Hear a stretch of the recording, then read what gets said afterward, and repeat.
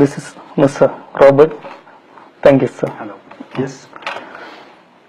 Robert Van Lanscott, ഇദ്ദേഹം Dutch സ്കോളറാണ്, നെതർലൻഡിലാണ്. ദീർഘകാലമായിട്ട് അദ്ദേഹത്തിൻ്റെ സ്ഥിരതാമസം അവിടെ ഡിപ്ലോമാറ്റിക് ഉദ്യോഗസ്ഥനായിരുന്നു. പിന്നീട് ഇസ്ലാമിനെ കുറിച്ച് പഠിക്കാനിടയായി. ലോകത്ത് പല ഭാഗങ്ങളിലും മുസ്ലിം സംസ്കാരത്തെക്കുറിച്ച് പഠിച്ചു. പ്രത്യേകിച്ച് തുർക്കിയിലെ ഇസ്താംബൂളിലും റോമിയുടെ നാടായ കുനിയയിലൊക്കെ ധാരാളമായി സഞ്ചരിച്ചു. അദ്ദേഹത്തിന് 2 പുസ്തകം എഴുതിയിട്ടുണ്ട്. ഒന്ന് നെതർലാൻഡിലെ മുസ്ലിങ്ങളുടെ ജീവിതത്തെക്കുറിച്ചാണ്. ഡച്ച് ഭാഷയിലാണ് 2 പുസ്തകവും പുറത്തു വന്നിട്ടുള്ളത്. മറ്റൊരു പുസ്തകം ആഫ്രിക്കയിൽ അദ്ദേഹത്തിന്റെ തന്നെ ട്രാവൽ സ്റ്റോറീസിനെ ആസ്പദമാക്കിയിട്ടുള്ളതാണ്. മർക്കസ് സന്ദർശിക്കാൻ കഴിഞ്ഞ ആഴ്ച 2 തവണ ഇവിടെ എത്തിയിരുന്നു. യഥാർത്ഥത്തിൽ മർക്കസുമായി ബന്ധപ്പെട്ട് വളരെ സന്തോഷമുള്ള അനുഭവങ്ങളാണ് അദ്ദേഹത്തിന് പങ്കുവയ്ക്കാനുള്ളത്. നേരത്തെ നിശ്ചയിച്ച പ്രകാരം ഇന്ന് മർക്കസിലെ പ്രതിഭാശാലികളായിട്ടുള്ള കുട്ടികളുമായി 2 മണിക്കൂർ ഇന്ററാക്ഷൻ ഉണ്ടായിരുന്നു. അത് കഴിഞ്ഞ് അല്പസമയം അദ്ദേഹത്തിന്റെ അനുഭവങ്ങളും കേരള യാത്രയുടെ ഉദ്ദേശ്യങ്ങളും എങ്ങനെയാണ് അദ്ദേഹം നിറവേറ്റിക്കൊണ്ടിരിക്കുന്നത് തുടങ്ങിയ കാര്യങ്ങളുമൊക്കെ കുറഞ്ഞ സമയത്ത് ഇവിടെ വിശദീകരിക്കുകയാണ്. This is Mr. Robert van Lanscoot. He came from Netherlands to study about Muslims and their culture, especially how deeply connected it to the Prophet Muhammad sallallahu alaihi wasallam. He now has been attempting to write a detailed book about the Prophet sallallahu alaihi wasallam and how his holy relics, hairs, rings and dresses have been transmitting generation to generation to Muslim believers, and how Muslims aesthetically consider it, respect it. That kind of aspect he will depict in his book. Okay. In this time, he came to Kerala as part of his study, and he visited Marcus last week 2 days, and in detail conversed with us about how Prophet sallallahu alaihi wasallam has been living in the hearts of believers in Kerala, and his holy higher has been keeping here in Marcus. He asked about it.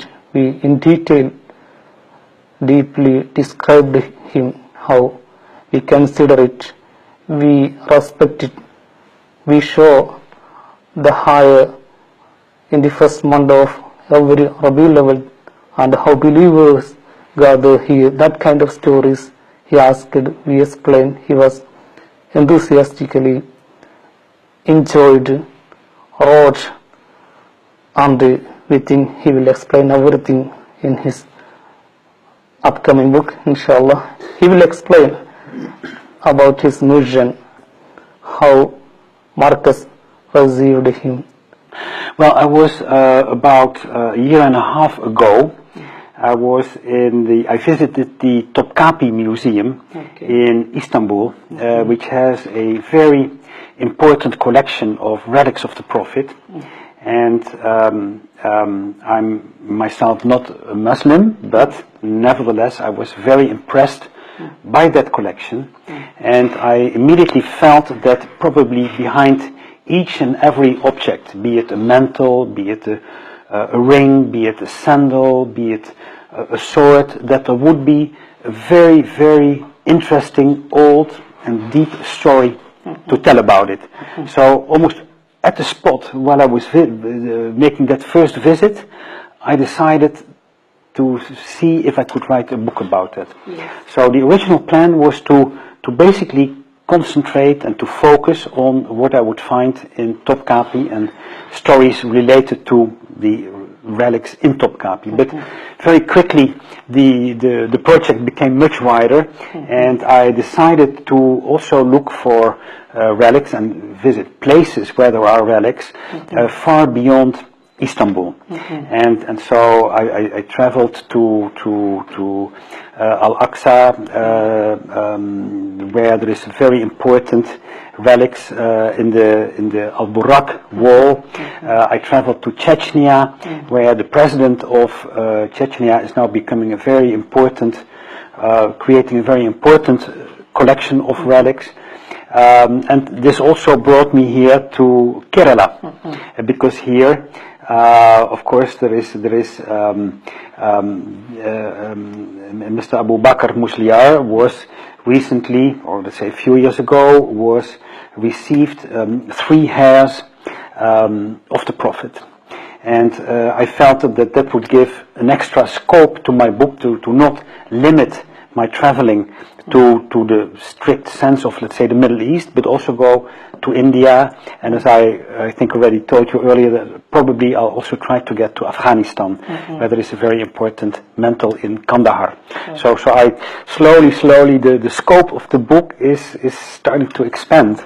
How was your experience when you came here? You participated in the Sadat conference. Yes. You interacted with Marcus students, and how was your experience in Marcus? It was a wonderful experience, and actually to write about it's also it gave me many ideas. So I'm very happy that I made this visit to Kerala.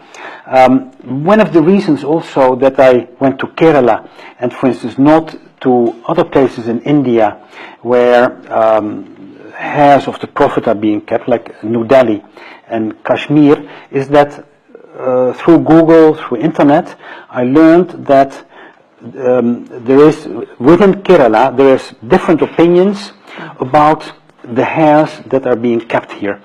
And so that made it for me a very interesting additional theme. Now, I came here to Kerala to simply see how here that discussion about the veracity, about let's say, are they real or are they not real, how that played out. So I did not only visit Markaz, but for instance I also went to the Huda Islamic University, where from earlier news reports I knew that there was different opinion on whether or not these hairs are for real or is it not real.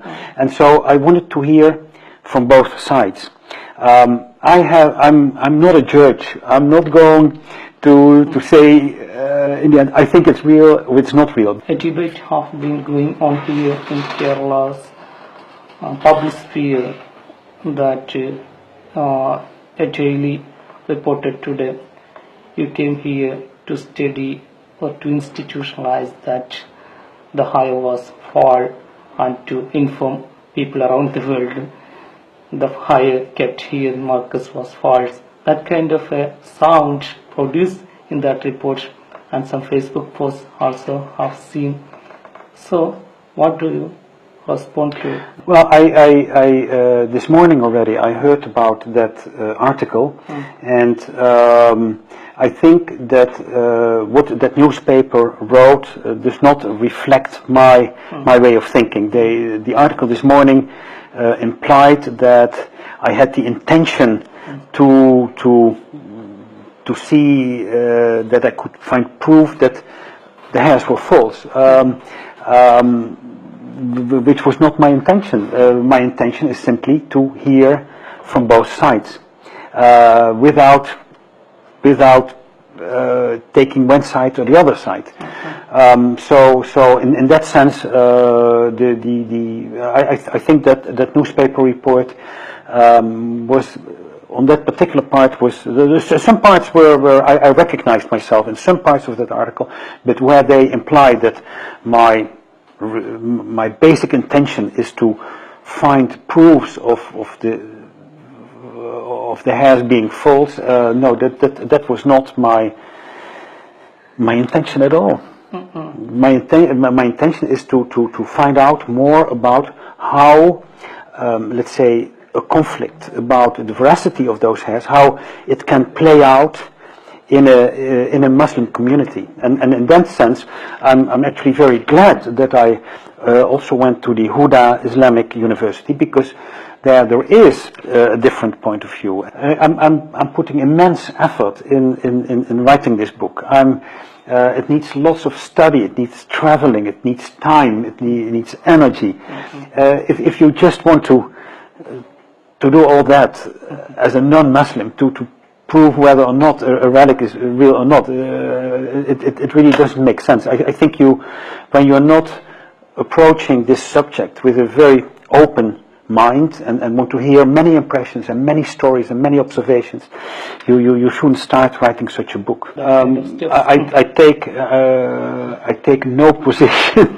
To me, the interesting fact is that there is this discussion, which is not unique to Kerala. You would have it probably in many places. But I came here, let's say, open-minded. I have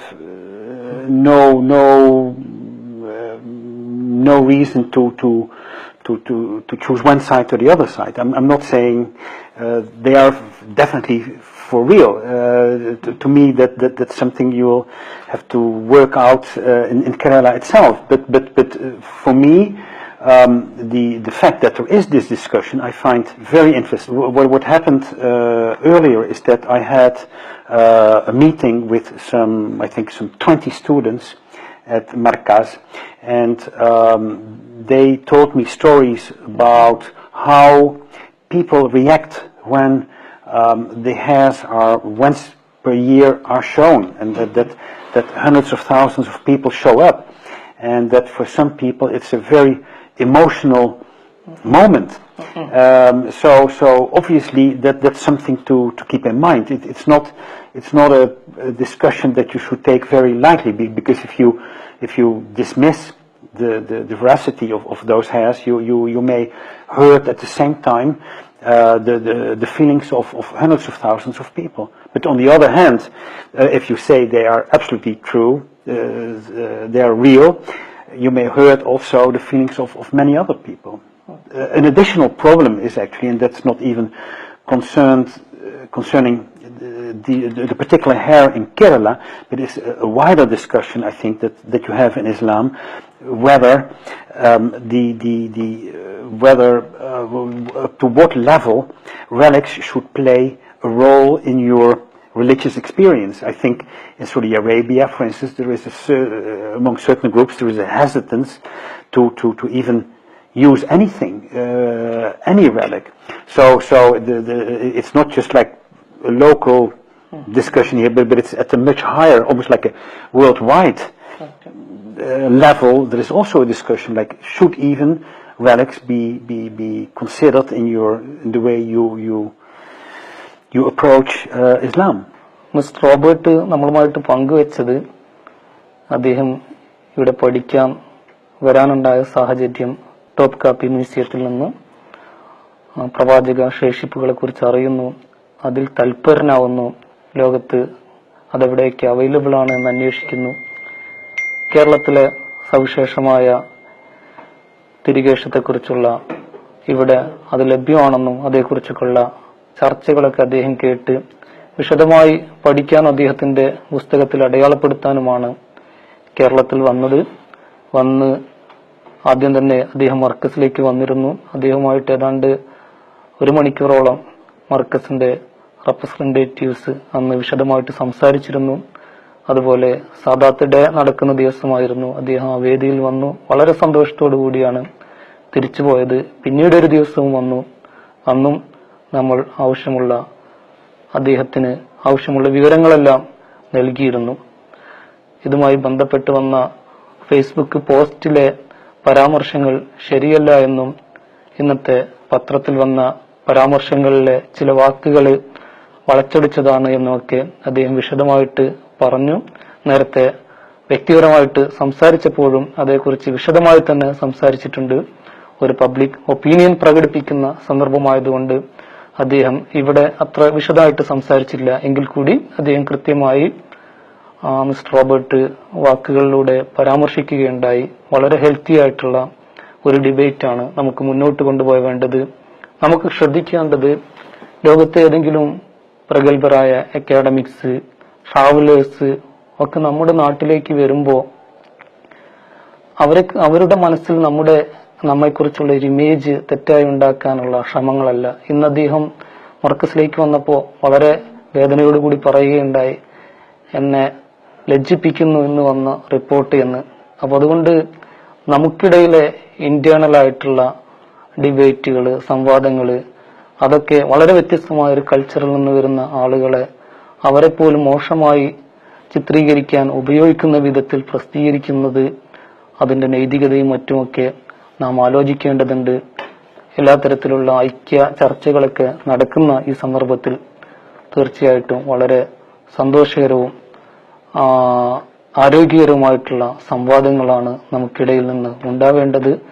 mister Robert അദ്ദേഹത്തിന്റെ യാത്രാനുഭവങ്ങൾ വിശദമായിട്ട് തന്നെ അദ്ദേഹം എഴുതുമെന്ന് പറഞ്ഞിട്ടുണ്ട്. അദ്ദേഹവുമായിട്ട് ഞങ്ങൾ നടത്തിയ മറ്റൊരു വിശദമായിട്ടുള്ള അദ്ദേഹത്തിന്റെ അനുഭവങ്ങളും കണ്ടെത്തലുകളും മുസ്ലിങ്ങളുമായിട്ടുള്ള നിരന്തരമായ സംവാദങ്ങളിലൂടെ ഉരുത്തിരിഞ്ഞ കാര്യങ്ങളുമൊക്കെ മറ്റൊരു സ്ഥലത്ത് വിശദമായി പ്രസിദ്ധീകരിക്കും.